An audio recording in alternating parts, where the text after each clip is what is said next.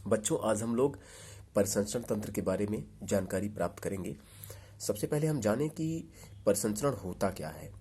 तो जो ह्यूमन होता है, ह्यूमन यानी जो मनुष्य होता है, और मनुष्य के अलावा अन्य जो वर्टिब्रेट होते हैं, मनुष्य के अलावा जो अन्य वर्टिब्रेट होते हैं, कशेरुकी प्राणी होते हैं, उन सभी में जो मनुष्य होता है और जो अन्य कशेरुकी प्राणी होते हैं, उनके शरीर में जो भी आवश्यक पोषक पदार्थ हैं, मेरी बात ध्यान से सुनिएगा, जो भी आवश्यक पोषक पदार्थ हैं जिनको हम इसेंशियल न्यूट्रिशनल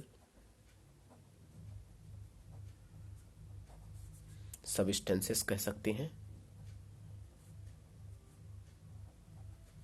जो भी हमारे शरीर के लिए आवश्यक इसेंशियल न्यूट्रिशनल सब्सटेंसेस हैं, या कह सकते हैं कि जो भी गैसेस हैं, गैसेस में आप ले लीजिए O2 ले लीजिए, CO2 ले लीजिए, अदर्स जो भी होंगे, या फिर जो भी उत्सर्जी पदार्थ बन रहे हैं, जो भी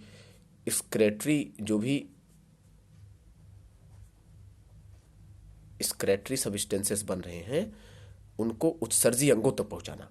हमारे कहने का मतलब ये है कि जो मानव है और प्लस जो अन्य कशेरुकी हैं, उनके बॉडी में उनको आवश्यक पोषक पदार्थ हो गए, गैसेस हो गई, और प्लस उत्सर्जी पदार्थ, यानी उनको उत्सर्जी अंगों तक पहुंचाना, और आवश्यक पोषक पदार्थों को प्लस गैसेस को, जहाँ पे शरीर के जिन भागों को ज़रूरत है एनर्जी की, या जिन भागों को पोषक पदार्थों की ज़रूरत है, उनको जो है एक स्थान से दूसरे स्थान पे पहुंचाना, और उत्सर्जी पदार्थ जो भी बन रहे हैं हमारे बॉडी में, उनको जो है एक्सक्रेटरी ऑर्गन तक पहुंचाना, जिससे वो बाहर निकाले जा सकें। तो इसी को जो है, इसके लिए मतलब एक सुविकसित वेल डेवलप जो है ऑर्गन सिस्टम पाया जाता है। उसमें कई सारे ऑर्गन मिलके एक सिस्टम बनाते हैं, उसी को हम सर्कुलेटरी सिस्टम बोलते हैं।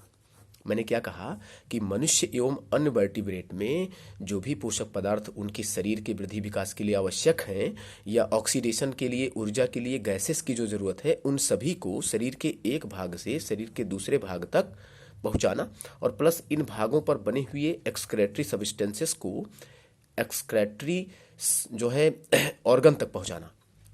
ठीक है, जिससे जो है मतलब उसके शरीर की जो आवश्यकताएं हैं ऊर्जा और अन्य न्यूट्रिशनल पोषक पदार्थों की, वो पूरी हो सकें, और शरीर में जो हानिकारक सब्सटेंसेस हैं उनको बाहर निकाला जा सके।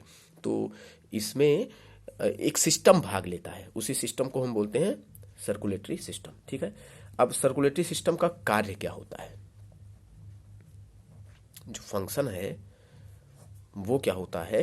तो पहला तो फंक्शन ये है कि जो भी पोषक पदार्थ हैं,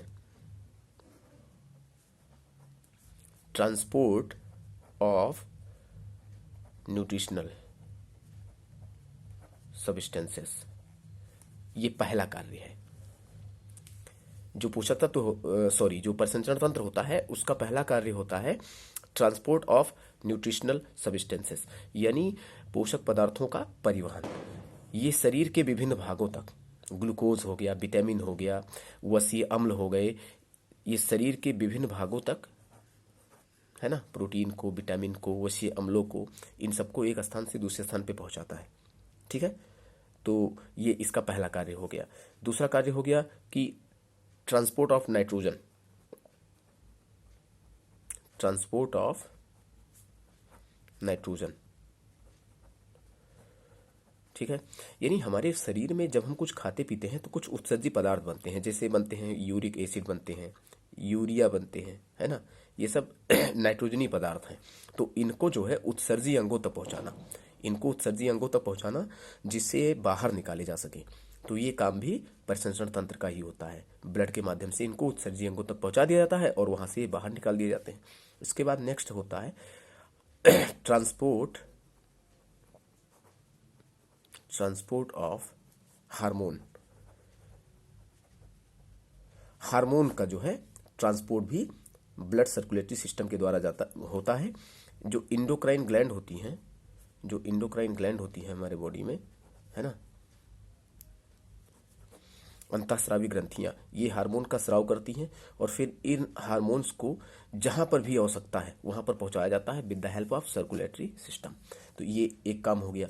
फिर O2 का ट्रांसपोर्ट ऑफ O2 को भी उन अंगों तक पहुंचाया जाता है जहां पर ऑक्सीजन की जरूरत होती है, यानी सेल्स और टिश्यूज तक, तभी ऑक्सीडेशन होगा। ठीक है, तो ये पहला पार्ट था, बहुत छोटा सा पार्ट है। इसमें हमने प्रसंस्करण तंत्र और प्रसंस्करण तंत्र के कार्य के बारे में जानकारी लिया। अगला हम जो है नेक्स्ट पार्ट में आपको उसके बारे में जानकारी देंगे। ओके बच्चों, गुड नाइट।